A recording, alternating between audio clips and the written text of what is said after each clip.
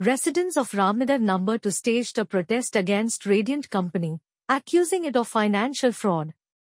The company, which is constructing a flat at the end of Ramnagar number 2 road, allegedly collected 2 lakh rupees each from 7 to 8 individuals, promising car parking and garage facilities. Recently, the manager of the Radiant Company, Debasish Sarkar, was arrested and is currently in jail.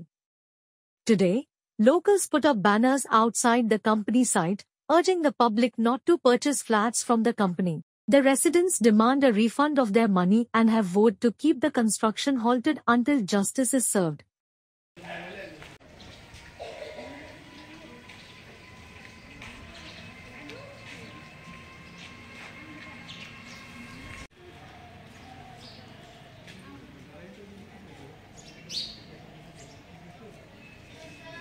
কোম্পানির ম্যানেজারের টাকা নিছে তারা 3-4 জন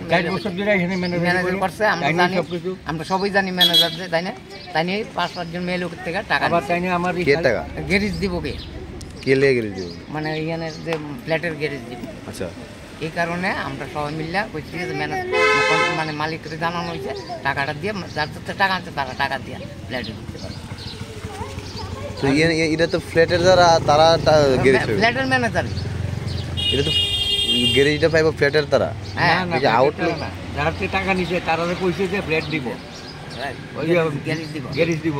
এরা কি flat কিনছে না এটা না না ওটাই দিতে প্রতারণা করছে টাকা নিছে গ্যারেজ দিব কইছে না এখন তো হ্যাঁ দর্শি করে আমরা মানে যার কাছে কইছে যে টাকা নিছে আর কই আপনি কি ওর কাছে কইেন না কইছে রে 6-7 জন থেকে টাকা নিছে